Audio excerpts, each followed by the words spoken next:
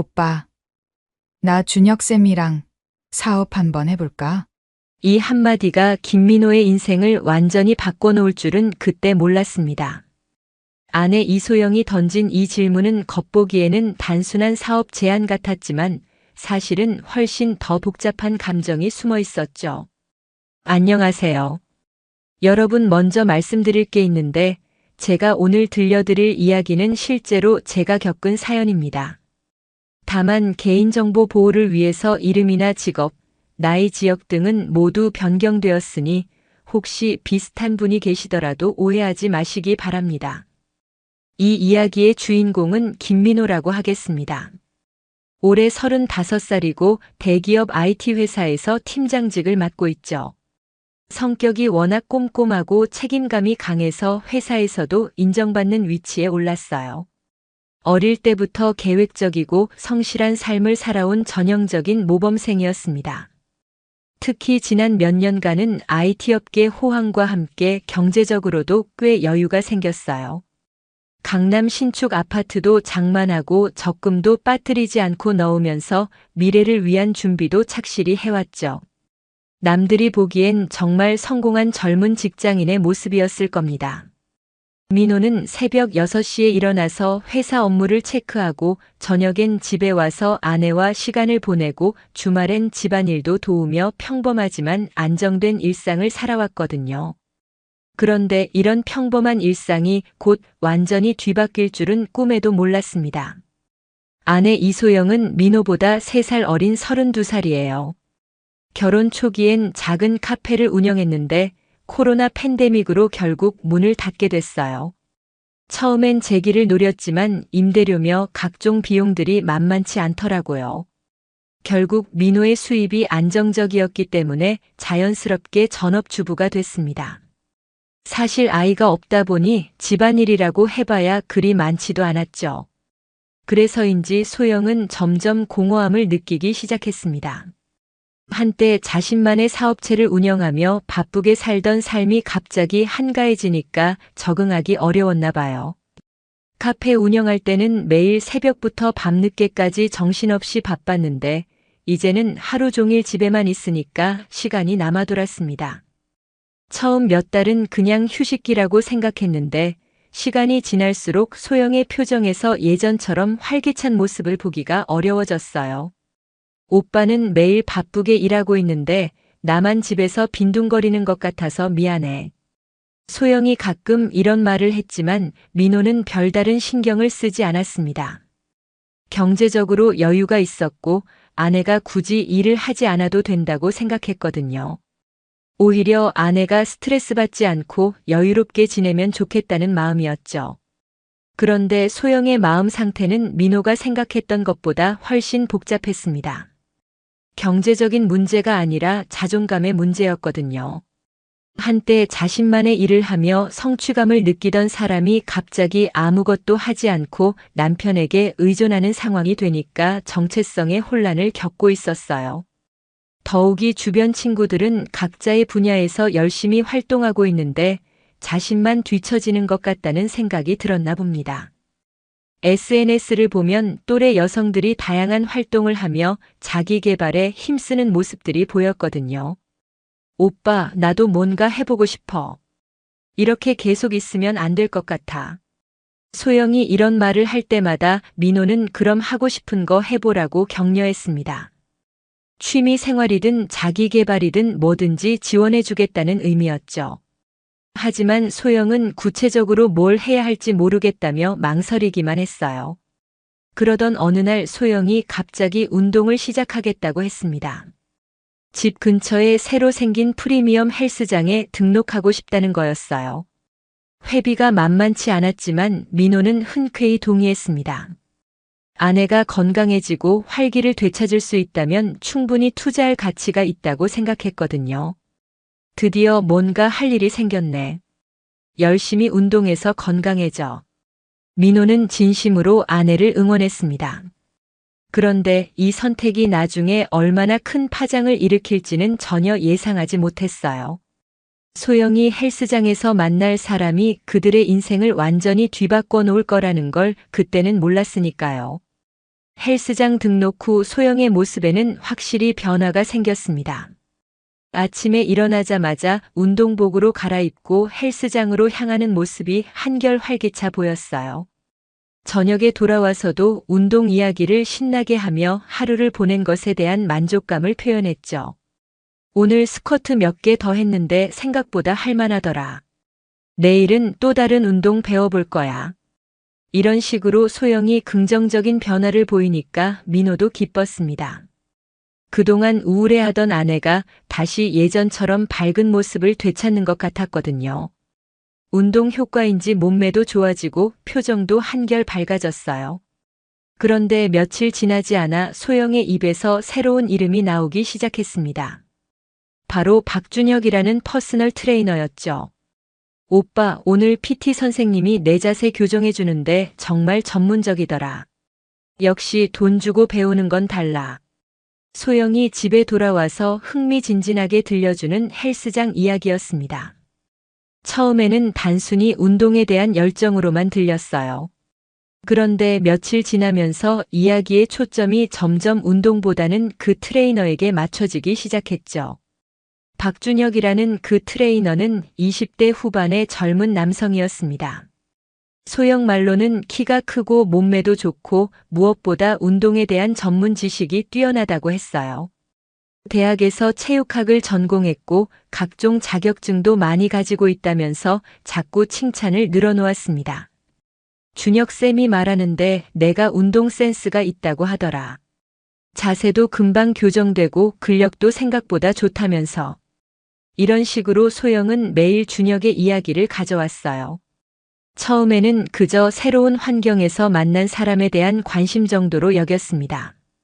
오랫동안 집에만 있던 아내가 바깥 활동을 하면서 자연스럽게 새로운 인간관계를 맺는 거라고 생각했거든요. 하지만 시간이 지날수록 소영의 변화는 단순한 운동 효과를 넘어서는 것 같았습니다. 예전에는 집에서 편한 옷차림으로 지내던 아내가 갑자기 외모에 신경을 쓰기 시작한 거예요. 헬스장 갈 때도 운동복이 아니라 예쁜 운동복을 골라 입고 나가더라고요. 화장도 예전보다 신경 써서 하기 시작했습니다. 집에서만 있을 때는 맨 얼굴이거나 가벼운 화장 정도였는데 헬스장 갈 때는 꽤 신경 써서 화장을 하고 나갔어요.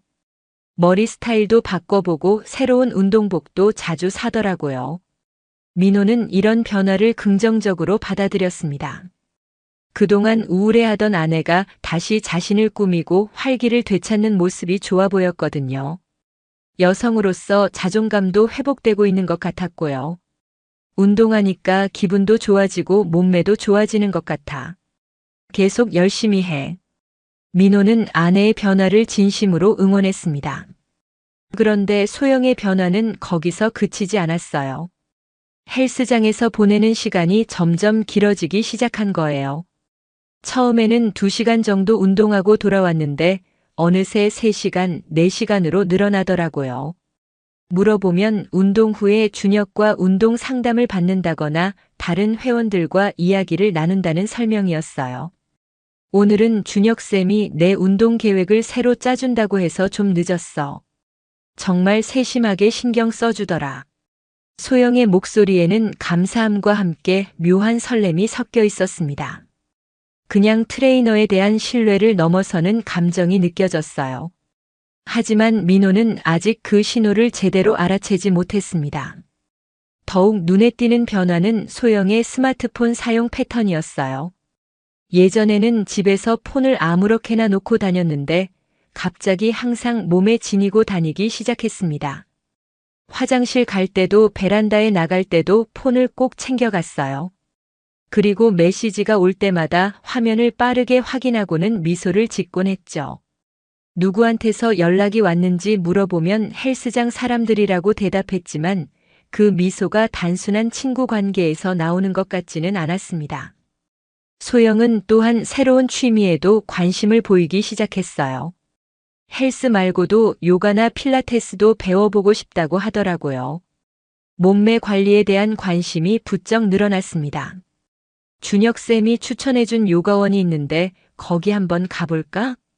운동이랑 병행하면 효과가 더 좋다고 하더라. 이런 식으로 준혁의 조언을 자주 언급하면서 새로운 활동들을 제안했어요. 민호는 아내가 다양한 취미 활동에 관심을 보이는 게 좋다고 생각해서 대부분 동의해줬습니다. 그런데 이상한 건 소영이 예전보다 민호와 보내는 시간에는 관심이 줄어든다는 점이었어요. 주말에도 헬스장에 가거나 새로운 운동 관련 활동으로 바쁘다며 집에서 함께 보내는 시간이 현저히 줄어들었습니다. 오늘 준혁쌤이 특별 수업한다고 해서 주말에도 가봐야겠어. 기회가 흔치 않다고 하더라. 이런 핑계로 주말에도 자주 집을 비우게 됐죠. 민호는 혼자 집에서 밀린 집안일을 하거나 개인적인 시간을 보냈어요. 가끔 함께 어디 나가지 않을까 제안해봤지만 피곤하다거나 약속이 있다는 이유로 거절당하기 일쑤였습니다. 그래도 민호는 이런 변화가 일시적인 것이라고 생각했습니다. 새로운 취미에 푹 빠진 것 같은데 시간이 지나면 적당한 선에서 조절될 거라고 믿었거든요. 실제로 운동을 통해 아내가 건강해지고 자신감도 생기는 것 같아서 긍정적으로 받아들이려고 노력했어요. 하지만 소영의 마음속에는 이미 민호가 모르는 새로운 감정이 자리 잡고 있었습니다. 단순한 운동에 대한 열정을 넘어서 트레이너 준혁에 대한 개인적인 관심이 커져가고 있었던 거죠. 준혁은 소영보다 몇 살 어린 20대 후반의 남성이었습니다. 젊고 건강한 몸매에 운동에 대한 열정이 넘쳤죠. 소영에게는 남편과는 전혀 다른 매력으로 다가왔을 겁니다. 민호는 성실하고 안정적이지만 어딘가 예측 가능하고 재미없어 보였을 테고요. 더욱이 준혁은 소영을 운동 파트너이자 잠재적 사업 파트너로도 보고 있었습니다. 소영의 경제적 여건이나 과거 사업 경험을 듣고 나서 함께 뭔가 해볼 수 있을 거라는 생각을 했던 것 같아요. 오빠, 나 준혁쌤이랑 진짜 좋은 아이디어 하나 생각해봤어. 헬스장 사업 말이야. 드디어 소영이 그 유명한 제안을 꺼낸 거였습니다. 처음에는 단순한 사업 아이디어처럼 들렸지만 실제로는 훨씬 더 복잡한 감정과 계획이 숨어 있었던 거죠. 준혁쌤이 말하는데 내가 운동뿐만 아니라 사업 센스도 있을 것 같다고 하더라. 과거에 카페 운영했던 경험도 있고 해서. 소영이 들뜬 목소리로 준혁의 말을 전했습니다. 헬스장에서 돌아온 아내의 표정에는 지금까지 보지 못했던 특별한 기대감이 가득했어요. 단순히 운동을 배우는 관계를 넘어서 뭔가 더 큰 계획을 세우고 있다는 게 느껴졌습니다. 박준혁이라는 그 트레이너에 대한 소영의 묘사는 날이 갈수록 구체적이고 상세해졌어요. 키 180cm에 체중 75kg의 완벽한 몸매, 대학에서 체육학을 전공하고 각종 피트니스 자격증을 보유한 전문가라는 설명이었죠. 그런데 준혁의 매력은 단순히 외모나 전문성에만 있는 게 아니었습니다. 소영 말로는 미래에 대한 비전이 뚜렷하고 사업적 마인드도 갖춘 젊은 창업가 기질이 있다는 거예요. 준혁쌤이 말하는데 요즘 헬스 산업이 정말 유망하다고 하더라. 특히 프리미엄 헬스장이나 개인 트레이닝 시장이 계속 성장하고 있다면서. 이런 식으로 소영은 준혁으로부터 들었다는 산업 전망이나 사업 아이디어들을 자주 이야기했습니다. 그런데 민호가 보기에는 그냥 일반적인 시장 분석 수준이었어요. 특별히 새롭거나 독창적인 내용은 아니었죠. 하지만 소영에게는 이 모든 것이 신선하고 흥미로워 보였나 봅니다. 그동안 집에만 있으면서 사회적 자극을 받지 못했던 터라 준혁의 이야기들이 마치 대단한 인사이트처럼 느껴졌을 거예요. 더욱이 준혁은 소영에게 특별한 관심을 보이는 것 같았습니다. 다른 회원들과는 다르게 운동 후에도 따로 시간을 내서 상담을 해준다거나 개인적인 이야기도 나누는 사이가 됐다고 했어요. 준혁쌤이 내 얘기를 정말 잘 들어줘. 카페 운영했던 경험담도 재미있어 한다고 하면서 나중에 함께 사업해도 좋을 것 같다고 하더라. 소영의 목소리에는 인정받는다는 기쁨이 가득했습니다. 그동안 아무것도 하지 않고 집에만 있으면서 자존감이 떨어져 있던 상태였는데 젊은 남성으로부터 사업적 능력을 인정받는다는 것이 큰 의미로 다가왔을 거예요. 준혁은 또한 소영에게 새로운 세계를 보여주는 역할을 했습니다. 헬스 산업뿐만 아니라 최근 젊은 층 사이의 트렌드나 새로운 문화들에 대해서도 이야기해줬다고 해요. 요즘 젊은 사람들은 건강 관리에 돈을 아끼지 않는다고 하더라. 특히 30대 여성들이 가장 큰 고객층이래. 우리 같은 사람들이 타겟이네. 이런 식으로 준혁은 소영을 젊은 층에 포함시키면서 동질감을 만들어갔습니다.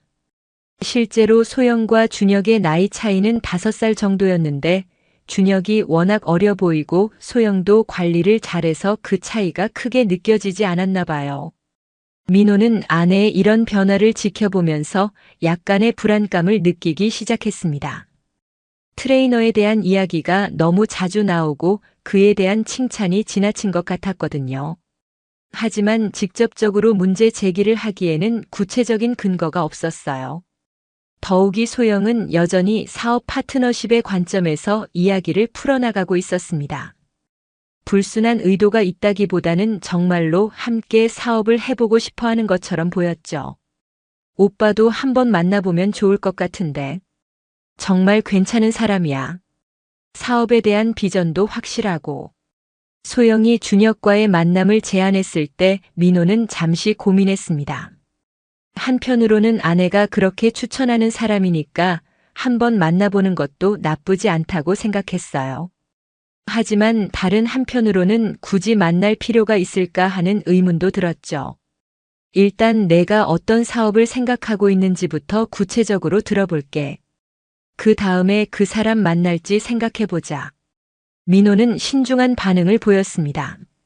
성격상 어떤 결정을 내리기 전에는 충분히 검토해보는 스타일이었거든요. 하지만 소영은 이미 마음속으로 준혁과의 사업을 확정한 상태였나 봅니다. 며칠 후 소영은 좀 더 구체적인 사업 계획을 가져왔어요. 준혁과 함께 프리미엄 헬스장을 오픈하겠다는 계획이었죠. 요즘 동네마다 헬스장은 많지만 정말 고급 서비스를 제공하는 곳은 별로 없잖아. 우리가 차별화된 프리미엄 헬스장을 만들면 분명 성공할 수 있을 거야. 소영의 설명을 들어보니 나름 그럴듯한 면이 있었습니다. 실제로 요즘 사람들이 건강에 대한 관심이 높아지면서 좋은 시설과 전문적인 서비스를 제공하는 헬스장에 대한 수요가 증가하고 있었거든요. 준혁쌤은 이미 여러 헬스장에서 경험을 쌓았고 단골 고객들도 많이 확보하고 있대. 나는 과거 카페 운영 경험으로 매장 관리나 고객 서비스 부분을 담당하고 역할 분담까지 구체적으로 계획되어 있었습니다. 그런데 민호가 보기에는 사업적 관점에서 몇 가지 우려되는 점들이 있었어요. 첫째, 헬스장 사업은 초기 투자 비용이 상당히 많이 들어갑니다. 장비 구입비, 인테리어 비용, 보증금, 인건비 등을 고려하면 최소 몇억 원은 필요할 거예요. 둘째, 이미 포화 상태인 시장에서 새로운 헬스장이 성공하기는 쉽지 않습니다. 그런데 소영은 이런 현실적인 문제들에 대해서는 별로 깊이 고려하지 않는 것 같았어요. 준혁이 모든 걸 다 계획해놨다고 하면서 무조건적인 신뢰를 보였습니다. 초기 투자금은 어떻게 마련할 생각이야? 민호가 가장 현실적인 질문을 했을 때 소영은 잠시 머뭇거렸습니다. 그건 준혁쌤도 어느 정도 준비가 되어 있고 우리도 좀 보태면 될 것 같은데. 정확한 금액은 좀 더 상의해 봐야겠지만 구체적인 답변을 피하는 모습에서 민호는 뭔가 석연치 않은 느낌을 받았습니다. 사업 경험이 있다는 아내가 이런 기본적인 부분도 제대로 확인하지 않았다는 게 이상했거든요. 그날 밤 민호는 혼자 많은 생각을 했습니다. 아내의 변화된 모습, 트레이너에 대한 과도한 관심, 그리고 성급한 사업 제안까지. 이 모든 것들이 단순한 우연의 일치일 수도 있지만 뭔가 다른 의미가 숨어 있을 수도 있다는 생각이 들었어요. 하지만 여전히 확실한 증거는 없었습니다. 그저 직감적으로 불편한 감정이 드는 정도였죠. 민호는 좀 더 지켜본 후 판단하기로 했습니다. 오빠 미안해. 나 준혁이를 사랑해. 이혼해줘. 민호가 집에 일찍 들어온 그날 거실에서 들린 이 충격적인 고백은 그의 인생을 완전히 뒤바꿔 놓았습니다. 소영은 전혀 당황하지 않은 채 당당하게 자신의 마음을 털어놓고 있었어요. 그날은 원래 출장 일정이었는데 급하게 취소되면서 평소보다 훨씬 일찍 집에 돌아왔습니다. 열쇠로 문을 열고 들어서는데 거실에서 낯선 남자 목소리가 들려왔어요. 신발장에는 모르는 운동화 한 켤레가 놓여 있었고요. 혹시 소영이 누구랑 있나 싶어서 조심스럽게 거실로 들어갔는데 소파에 아내와 함께 앉아 있는 젊은 남자를 발견했습니다. 바로 그 유명한 박준혁이었죠. 두 사람은 민호를 보고도 전혀 당황하지 않았어요. 마치 이미 예상하고 있었다는 듯한 반응이었습니다. 오히려 소영은 이 기회에 모든 것을 털어놓겠다는 의지가 확고해 보였어요. 오빠가 올 줄 알았어.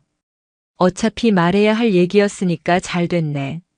소영의 목소리에는 죄책감보다는 해방감이 더 크게 느껴졌습니다. 그동안 숨겨왔던 관계를 더 이상 감추고 싶지 않다는 의지가 역력했어요. 준혁도 마찬가지였습니다. 민호와 처음 대면하는 상황이었지만 전혀 위축되지 않았어요. 오히려 당당한 태도로 자신을 소개하면서 상황을 주도해 나갔습니다. 안녕하세요. 박준혁입니다. 소영 누나로부터 형님 얘기 많이 들었어요. 준혁이 민호를 형님이라고 부르는 것부터가 이상했습니다. 처음 만나는 사이인데도 불구하고 마치 오래전부터 알고 지낸 사람처럼 친근하게 대했어요. 이미 소영을 통해서 민호에 대한 정보를 상당히 많이 알고 있었던 것 같았습니다. 민호는 순간적으로 머리가 하얘지는 걸 느꼈습니다. 그동안 어렴풋이 의심했던 것들이 현실로 확인되는 순간이었거든요. 하지만 동시에 화가 치밀어 올랐어요. 당신들 지금 뭐 하는 거야? 민호가 목소리를 높이자 소영이 나서서 상황을 정리했습니다. 오빠 앉아봐. 할 말이 있어. 소영의 목소리는 평소보다 훨씬 단호했습니다. 그동안 조심스럽게 눈치를 보던 모습과는 완전히 달랐어요. 마치 오래전부터 계획해놨던 시나리오를 실행에 옮기는 것 같았습니다. 나 준혁이와 진짜 사랑에 빠졌어. 당신하고는 더 이상 못 살겠어. 소영의 고백은 직설적이고 단호했습니다. 변명이나 사과의 여지를 두지 않았어요. 오히려 이런 상황을 만든 게 민호 책임이라는 뉘앙스까지 풍겼습니다. 당신은 일만 알고 나한테는 관심이 없었잖아. 맨날 회사 일에만 매달려서 나를 하나의 가구처럼 생각했어. 소영이 그동안 쌓였던 불만을 쏟아내기 시작했습니다. 민호가 자신을 소홀히 대했다는 것, 감정적으로 메마른 관계였다는 것, 더 이상 참을 수 없었다는 것 등등. 하지만 민호가 보기에는 억지스러운 변명에 불과했습니다. 경제적으로 뒷바라지하고 아내가 원하는 건 다 들어줬는데 어떻게 관심이 없다고 할 수 있는지 이해가 안 됐거든요. 준혁이는 달라. 나를 진짜 여자로 봐줘. 나이도 비슷하고 서로 통하는 게 많아. 소영이 준혁을 칭찬하면서 민호와 비교하기 시작했습니다. 젊고 활기차고 로맨틱하다는 등의 수식어들을 늘어놓으면서 마치 준혁이 완벽한 남자인 것처럼 묘사했어요. 준혁도 거기에 거듭들었습니다. 형님 죄송해요. 하지만 저희는 진짜 사랑하는 사이예요. 소영 누나가 얼마나 외로워했는지 아세요? 준혁의 말에서는 오히려 민호를 비난하는 뉘앙스가 느껴졌습니다. 마치 자신들의 관계가 민호의 잘못 때문에 생긴 불가피한 결과라는 식으로 정당화하려는 것 같았어요. 민호는 이런 상황 자체가 믿기지 않았습니다. 자신이 성실하게 가정을 꾸려나가고 있다고 생각했는데 아내는 완전히 다른 생각을 하고 있었던 거죠. 더욱이 당당하게 불륜을 정당화하는 모습에 분노가 치밀었어요. 바람핀 게 내 잘못이야? 지금 둘이서 나를 가해자로 만들려고 하는 거야? 민호가 거세게 항의하자 소영은 오히려 코웃음을 쳤습니다. 가해자는 무슨? 우리 모두 어른이고 각자 선택할 권리가 있는 거 아니야? 나는 이제 준혁이와 새로운 인생을 살고 싶어. 소영의 태도에서는 죄책감을 전혀 찾아볼 수 없었습니다. 오히려 자신의 선택을 자랑스러워하는 것 같았어요. 마치 불행한 결혼 생활에서 벗어나 진정한 사랑을 찾았다는 식으로 생각하고 있는 것 같았습니다. 그럼 이혼하자. 민호도 더 이상 참을 수 없었습니다. 이미 마음이 완전히 돌아선 아내와 더 함께 살 이유가 없다고 생각했어요. 오히려 깔끔하게 정리하는 게 서로에게 좋을 것 같았습니다. 그래, 그게 좋겠어. 어차피 우리는 안 맞았어. 소영은 즉석에서 동의했습니다. 전혀 망설임이 없었어요. 이미 오래전부터 마음속으로 결정해놨던 일인 것 같았습니다. 재산 분할은 어떻게 할 거야? 민호가 현실적인 문제를 거론하자 소영과 준혁이 서로 눈빛을 주고받았습니다. 나는 많이 바라지 않아. 적당한 선에서 정리하자. 소영의 대답이었지만 민호는 그 말을 곧이곧대로 받아들이지 않았습니다. 결국 돈 문제로 복잡해질 가능성이 높다고 생각했거든요. 하지만 예상과는 달리 소영은 정말로 큰 욕심을 부리지 않았어요. 아파트나 주요 자산은 민호가 가지고 자신은 최소한의 정착금 정도만 받겠다고 했습니다. 나는 이제 준혁이와 함께 새로운 사업을 시작할 거니까. 과거에 얽매이고 싶지 않아. 소영의 이런 태도를 보면서 민호는 뭔가 석연치 않은 기분이 들었습니다. 보통 이혼할 때는 재산 분할 문제로 복잡해지는 경우가 많은데 소영이 이렇게 쉽게 포기하는 이유가 궁금했어요. 나중에 생각해보니 소영은 이미 준혁과 함께 새로운 사업을 통해 더 큰 돈을 벌 계획을 세워놓고 있었던 것 같습니다. 민호로부터 받는 정착금보다는 앞으로 벌어들일 수익이 훨씬 클 거라고 확신하고 있었나 봐요. 그날 준혁은 오래 머물지 않고 먼저 자리를 떴습니다. 앞으로의 절차는 소영과 민호가 알아서 정리하라는 식이었어요. 형님, 오늘 죄송했어요. 하지만 저희는 정말 진심이에요. 준혁이 나가면서 한 마지막 말이었습니다. 사과하는 것 같으면서도 어딘가 당당한 태도였어요. 준혁이 떠난 후 민호와 소영은 차가운 분위기 속에서 이혼에 대한 구체적인 이야기를 나눴습니다. 법적 절차, 재산 분할, 이사 일정 등등. 빨리 정리하고 각자의 길을 가자. 소영은 마치 하루빨리 이 상황을 정리하고 새로운 삶을 시작하고 싶다는 의지를 보였습니다. 민호도 마찬가지였어요. 이미 마음이 떠난 아내와 더 함께 있을 이유가 없었거든요. 그날 밤 민호는 잠들지 못했습니다. 그동안 자신이 쌓아올린 평범하고 안정적인 일상이 하루아침에 무너져버린 현실을 받아들이기 어려웠어요. 하지만 동시에 이런 아내와 헤어지게 된 것이 오히려 다행이라는 생각도 들었습니다. 당신도 이제 자유의 몸이 됐으니까 새로운 사람 만나서 행복하게 살아. 이혼 서류에 도장을 찍으며 소영이 한 말이었습니다. 마치 서로에게 축복을 해주는 듯한 톤이었지만 민호에게는 차가운 이별 인사로 들렸어요. 이혼 절차는 생각보다 빠르게 진행됐습니다. 소영이 재산 분할에 대해 큰 욕심을 부리지 않았기 때문에 법적으로 복잡한 문제가 없었거든요. 변호사와 상담을 받아봐도 협의 이혼으로 충분하다는 의견이었어요. 소영은 정착금으로 5천만 원 정도를 받고 나머지 자산은 모두 민호가 갖기로 했습니다.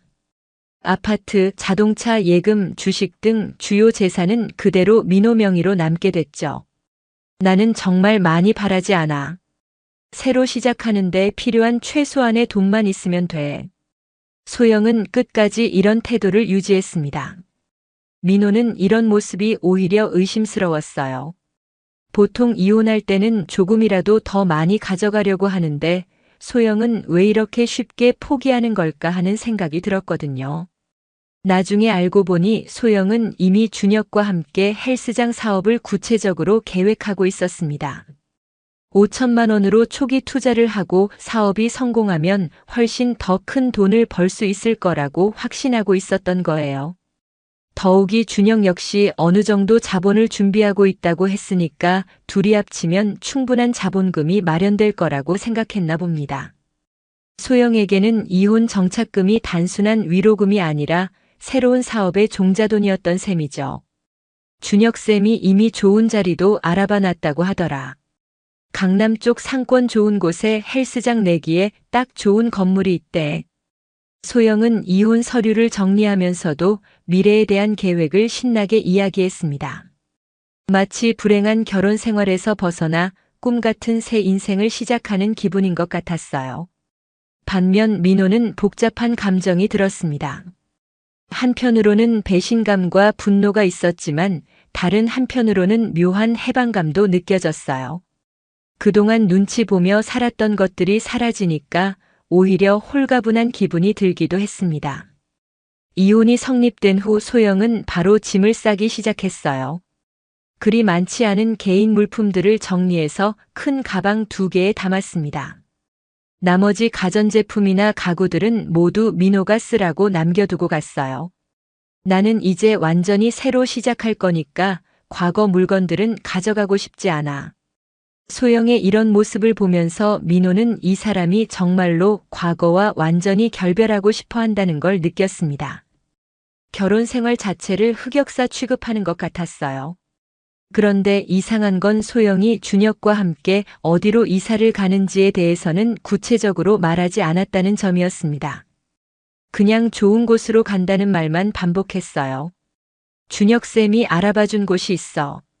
사업하기에도 좋고 살기에도 좋은 곳이래. 나중에 알고 보니 소영과 준혁은 강남 오피스텔에 전세로 들어갔더라고요. 소영이 받은 정착금 5천만 원을 전세 보증금으로 넣고 준혁이 월세를 부담하는 구조였나 봅니다. 소영이 집을 나가던 날 민호는 특별한 감정을 느끼지 않았어요. 오히려 드디어 끝났다는 안도감이 더 컸습니다. 그동안 알게 모르게 쌓였던 스트레스가 해소되는 느낌이었거든요. 잘 살아. 소영이 문을 나서면서 한 마지막 인사였습니다. 민호는 아무 대답도 하지 않았어요. 굳이 답할 필요를 느끼지 못했거든요. 소영이 떠난 후 집은 갑자기 조용해졌습니다. 그동안 두 사람이 살던 공간이 혼자만의 공간이 되니까 처음에는 어색했어요. 하지만 점차 이런 고요함이 편안하게 느껴지기 시작했습니다. 민호는 새로운 혼자만의 생활에 적응해 나가기 시작했어요. 아침에 일어나서 출근 준비를 할 때도 누구 눈치를 볼 필요가 없었고 저녁에 집에 돌아와서도 자유롭게 시간을 보낼 수 있었습니다. 더욱이 회사 일에 더 집중할 수 있게 됐어요. 그동안 아내와의 관계에서 오는 스트레스가 적지 않았는데 그런 것들이 사라지니까 업무 효율성도 높아졌습니다. 한편 소영과 준혁의 소식은 간혹 공통 지인들을 통해 들려왔어요. 둘이 강남 오피스텔에서 신혼부부처럼 달콤하게 지내고 있다는 이야기였죠. 특히 소영은 SNS에 행복한 모습들을 자주 올렸다고 해요. 준혁과 함께 고급 레스토랑에서 식사하는 사진, 헬스장에서 운동하는 사진, 카페에서 데이트하는 사진 등등. 마치 자신이 얼마나 행복한 새 인생을 살고 있는지 전 세계에 알리고 싶어 하는 것 같았습니다. 아마 민호에게도 보여주고 싶었을 거예요. 자신의 선택이 옳았다는 걸 증명하고 싶어 했나 봅니다. 하지만 민호는 그런 소식들에 별다른 감정이 들지 않았어요. 이미 마음속으로 완전히 정리가 된 상태였거든요. 오히려 자신도 새로운 삶을 시작해야겠다는 의지가 생겼습니다. 민호는 그동안 미뤄뒀던 취미 활동들을 시작했어요. 독서 모임에도 참여하고 등산 동호회에도 가입했습니다. 주말에도 혼자 여행을 다니거나 친구들과 시간을 보내면서 충실한 시간을 보냈어요. 무엇보다 일에 대한 열정이 다시 살아났습니다. 그동안 가정 문제로 인해 소홀했던 부분들을 다시 집중해서 처리하기 시작했어요. 새로운 프로젝트도 적극적으로 맡아서 진행했고요. 한편 소영과 준혁은 헬스장 사업 준비에 본격적으로 나섰다고 했습니다. 강남 쪽에 좋은 자리를 알아보고 인테리어 업체와도 상담을 받고 있다는 소식이었어요. 둘은 정말 의욕적으로 사업을 준비하고 있는 것 같았습니다. 소영은 과거 카페 운영 경험을 살려서 고객 서비스나 매장 관리를 담당하고 준혁은 전문 트레이너로서 운동 프로그램을 기획한다는 계획이었죠. 특히 기존 헬스장들과는 차별화된 프리미엄 서비스를 제공하겠다는 포부를 가지고 있었어요. 개인 트레이닝은 물론이고 영양 상담, 체형 관리 등 종합적인 건강 관리 서비스를 제공한다는 컨셉이었습니다. 처음 몇 달간은 모든 게 순조롭게 진행되는 것 같았어요.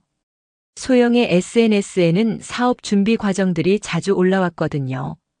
인테리어 공사 현장 사진, 운동 장비 구매 인증샷, 준혁과 함께 사업 회의하는 모습 등등. 마치 성공적인 창업가 커플의 모습을 연출하고 있었습니다. 보는 사람들로 하여금 둘이 정말 잘 어울리는 비즈니스 파트너이자 연인이라는 인상을 주려고 했나 봐요. 하지만 민호는 이런 모습들을 보면서도 왠지 불안한 기분이 들었습니다. 사업이라는 게 그렇게 쉬운 일이 아닌데 너무 낙관적으로 접근하는 것 같았거든요. 특히 헬스장 사업은 초기 투자 비용도 많이 들고 경쟁도 치열한 분야였어요. 더욱이 준혁이라는 사람에 대해서도 의문이 들었습니다. 아무리 전문 트레이너라고 해도 사업 경험이 있는 건 아니잖아요. 과연 사업을 제대로 운영할 능력이 있을까 하는 생각이 들었어요. 하지만 이미 남남이 된 상황에서 민호가 걱정할 일은 아니었습니다. 소영이 어떤 선택을 하든 그건 소영의 몫이었으니까요. 민호는 자신의 일에만 집중하기로 했어요. 그렇게 시간이 흘러가면서 민호의 새로운 생활 패턴이 자리를 잡았습니다. 혼자서도 충분히 만족스러운 일상을 만들어갈 수 있다는 자신감이 생겼어요. 준혁아, 이번 달 매출이 너무 적어. 이러면 임대료도 못 낼 것 같은데? 소영의 걱정스러운 목소리가 헬스장 사무실에 울려 퍼졌습니다. 개업한 지 3개월이 지났지만 예상했던 것만큼 고객이 몰리지 않았어요. 오히려 하루하루 적자가 누적되고 있는 상황이었죠. 처음 헬스장을 오픈했을 때는 정말 화려했습니다. 강남 한복판의 좋은 위치, 최신 운동 장비들, 세련된 인테리어까지 모든 것이 완벽해 보였어요. 소영과 준혁은 자신들의 사업이 반드시 성공할 거라고 확신했습니다. 하지만 현실은 생각보다 훨씬 냉혹했어요. 우선 강남이라는 입지의 장점은 동시에 엄청난 임대료 부담으로 돌아왔습니다. 한 달에 1천만 원이 넘는 임대료는 매출이 부족한 상황에서는 감당하기 어려운 수준이었어요. 더욱이 주변에 이미 기존 헬스장들이 많이 있었습니다. 대형 프랜차이즈 헬스장들은 저렴한 가격으로 회원을 모집하고 있었고 소규모 헬스장들은 단골 고객들을 확보하고 있었죠. 새로 오픈한 헬스장이 끼어들 틈이 생각보다 많지 않았어요. 아무리 시설이 좋고 서비스가 전문적이라고 해도 고객들 입장에서는 이미 다니던 곳을 굳이 바꿀 이유가 없었거든요. 설상가상으로 코로나 재확산까지 시작됐습니다. 사회적 거리두기가 다시 강화되면서 사람들이 실내 운동시설 이용을 꺼리기 시작했어요. 그나마 있던 고객들도 하나둘씩 발길을 끊었습니다. 누나, 좀 더 참아보자. 코로나만 끝나면 상황이 나아질 거야.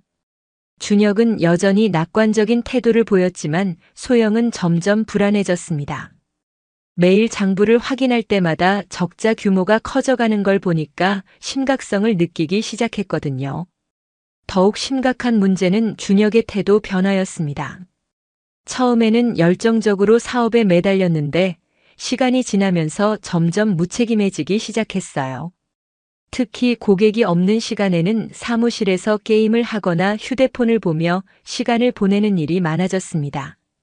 소영이 매출 걱정을 하고 있을 때도 별로 심각하게 받아들이지 않는 모습이었어요. 누나가 너무 걱정 많이 해. 사업이라는 게 원래 처음에는 어려운 거야. 시간이 지나면 자리 잡을 거라고. 준혁의 이런 안일한 태도가 소영에게는 답답하게 느껴졌습니다. 자신은 밤잠을 못 이룰 정도로 걱정하고 있는데 정작 파트너는 현실 인식이 부족한 것 같았거든요. 더욱이 준혁의 사생활에서도 문제가 드러나기 시작했습니다.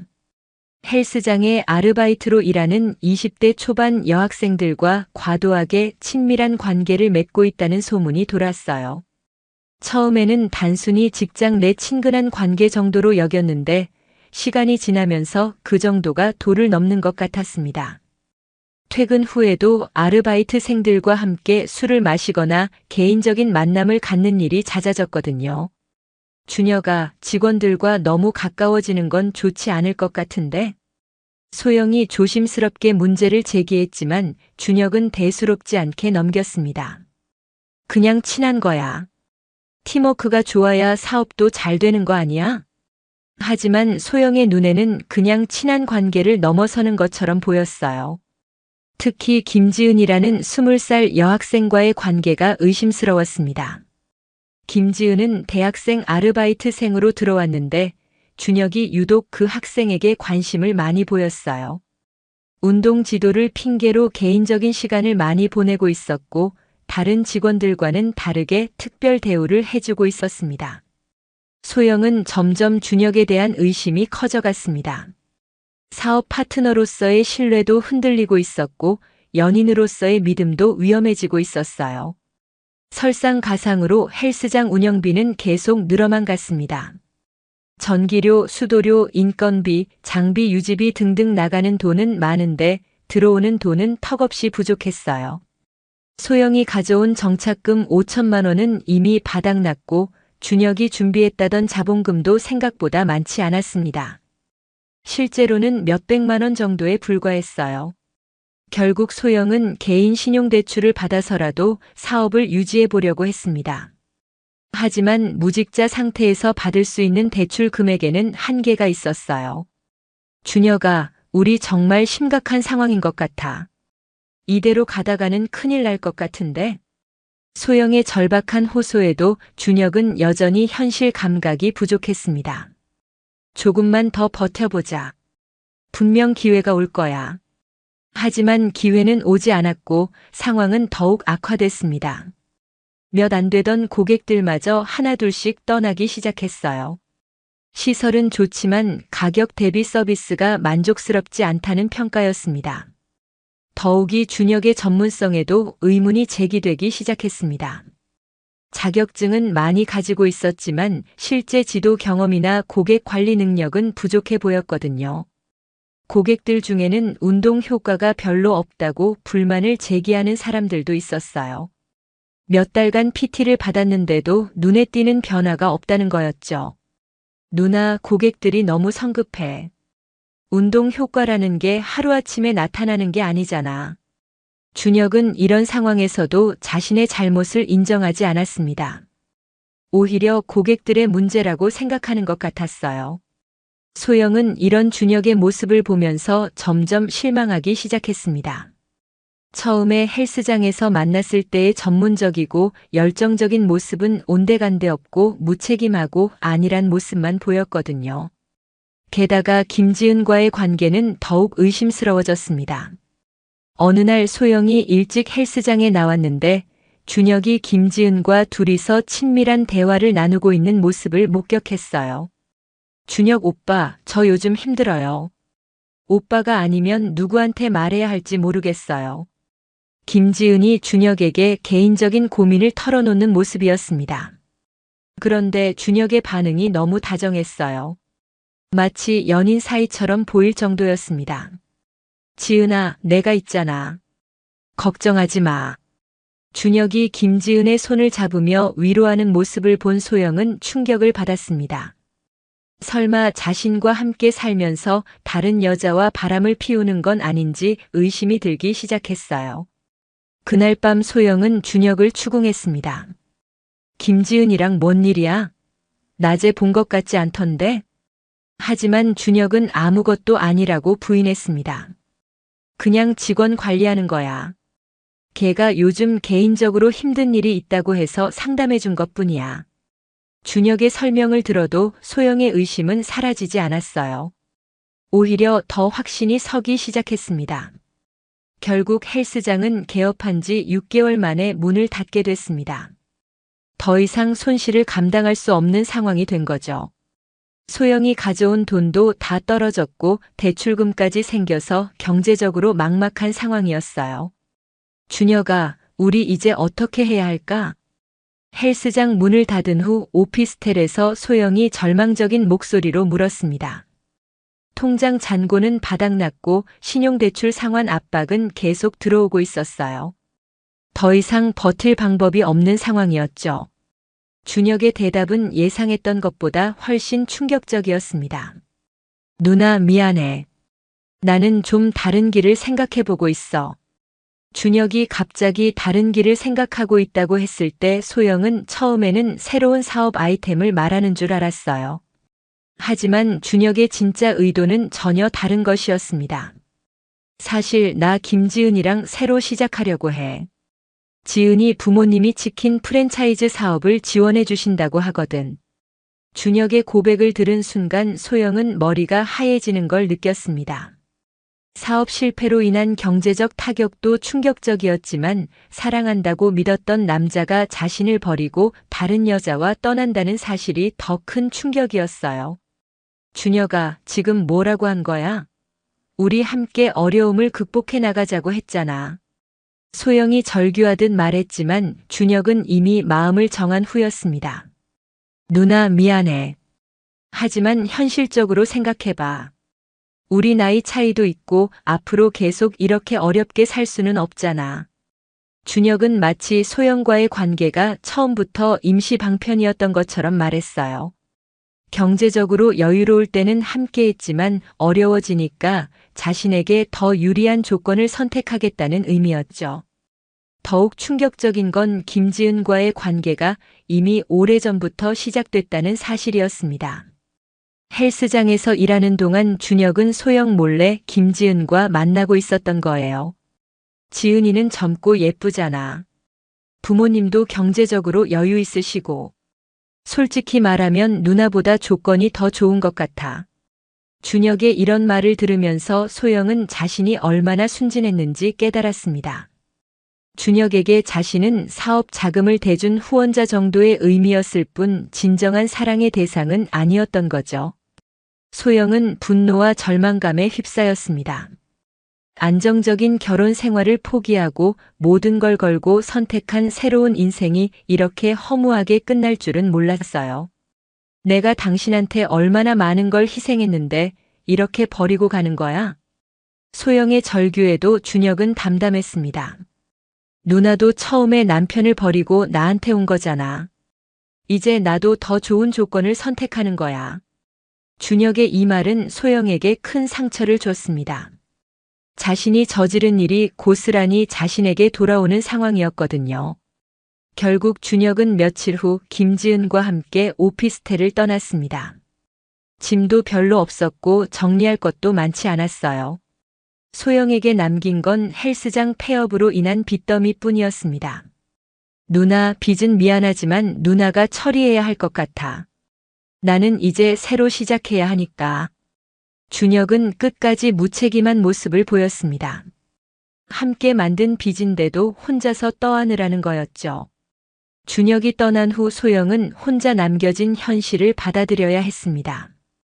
오피스텔 전세 계약도 만료를 앞두고 있었고 보증금을 빼서 빚을 갚아야 하는 상황이었어요. 결국 소영은 고시원으로 이사할 수밖에 없었습니다.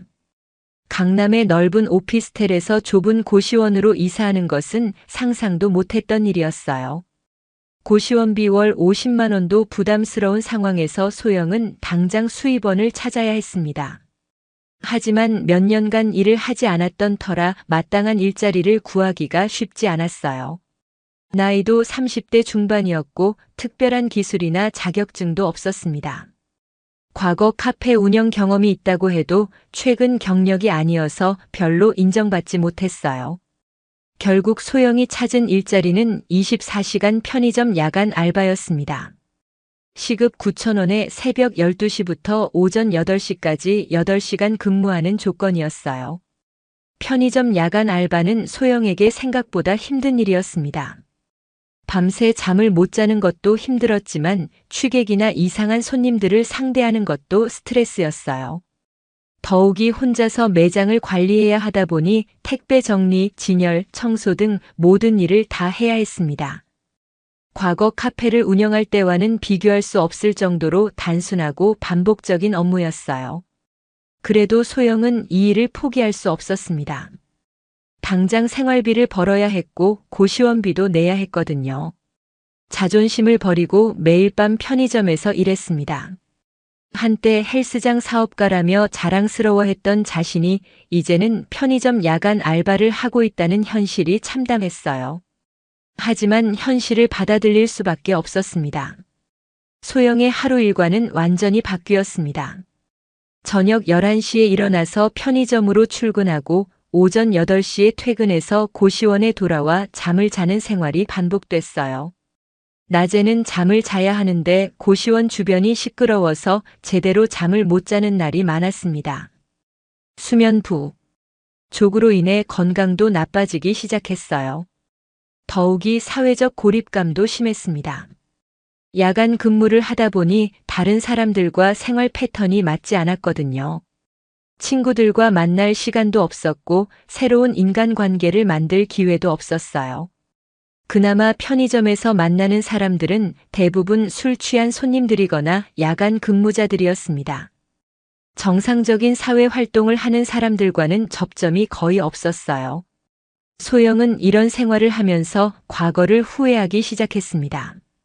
안정적이었던 결혼 생활을 버리고 불확실한 사랑을 선택한 것이 과연 옳은 일이었는지 의문이 들었거든요. 특히 민호와의 결혼 생활을 다시 생각해보니 그렇게 나쁘지 않았다는 생각이 들었어요. 경제적으로 안정적이었고 민호도 나름 배려심 있는 남편이었거든요. 하지만 이미 돌이킬 수 없는 상황이었습니다. 자신이 선택한 길의 결과를 받아들일 수밖에 없었어요. 그렇게 몇 달이 지나면서 소영은 점점 지쳐갔습니다. 육체적으로도 정신적으로도 한계에 다다르는 느낌이었어요. 언제까지 이런 생활을 계속해야 할지 막막했습니다.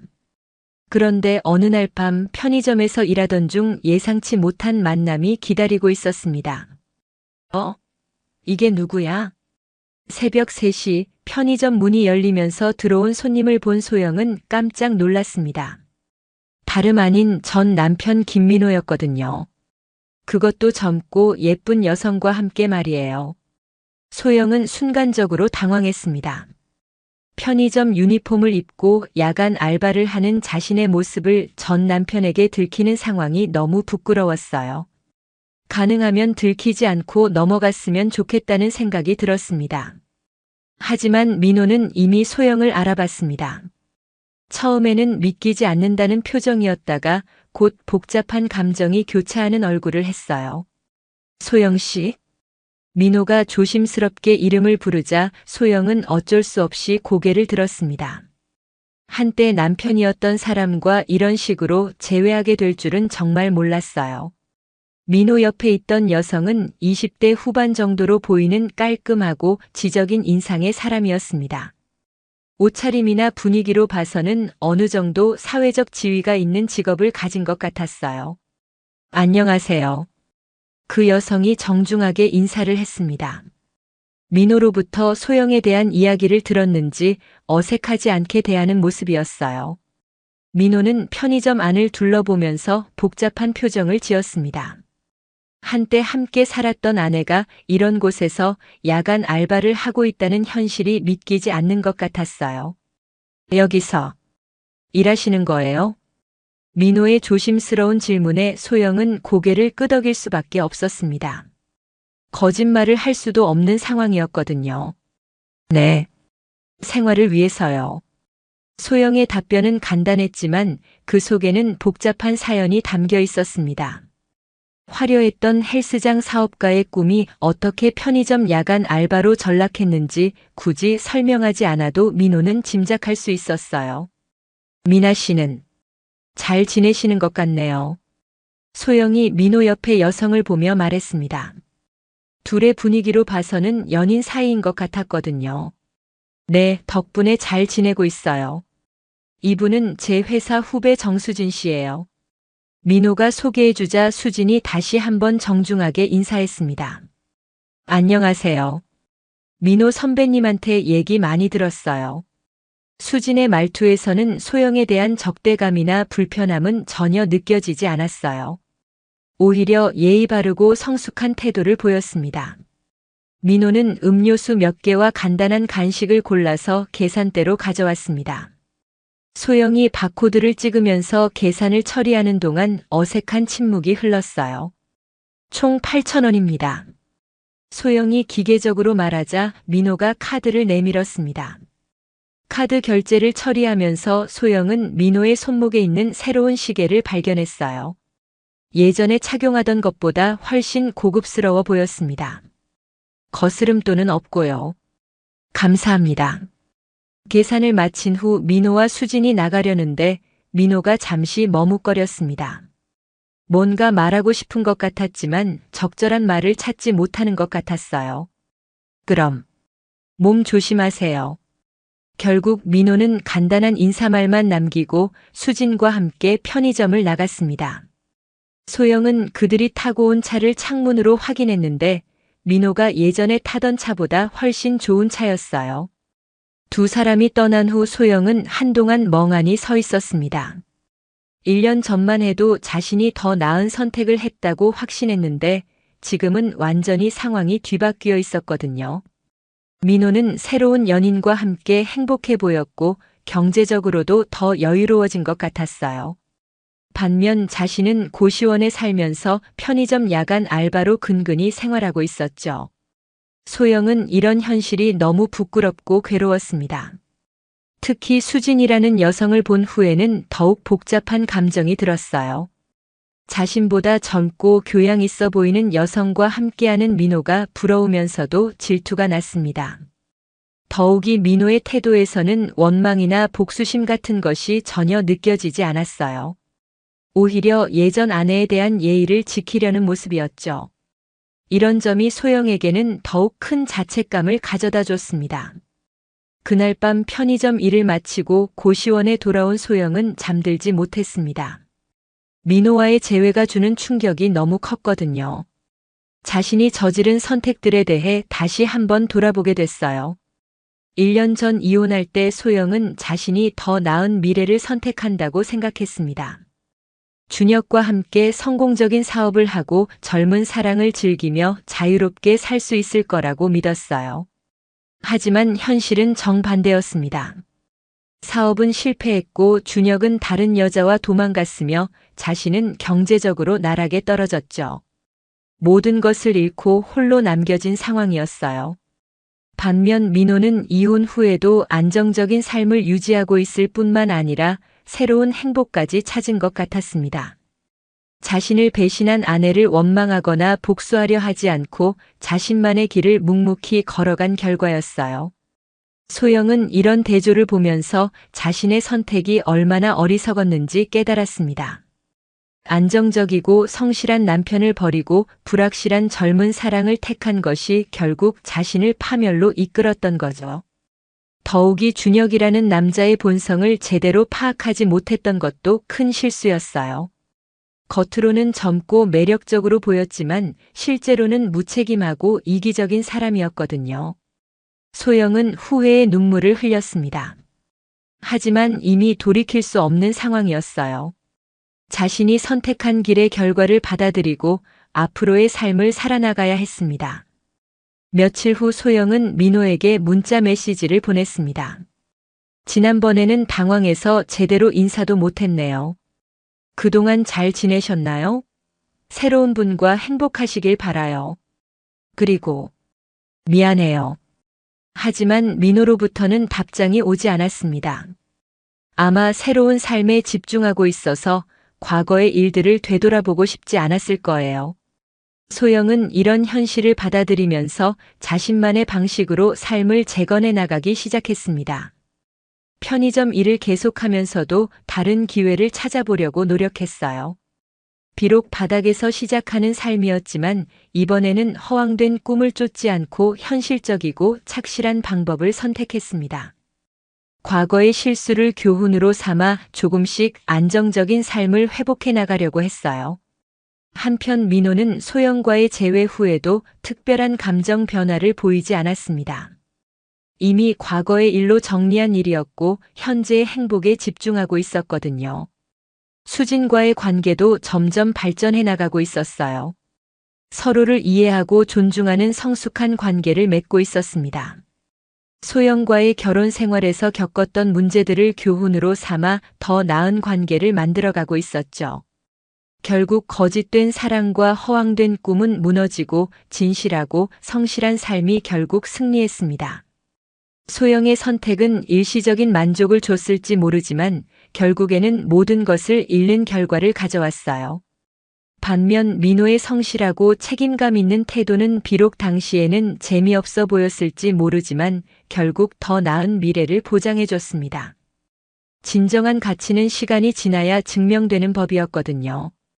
오늘 이야기 좋으셨다면 구독, 댓글, 알람 설정 부탁드립니다.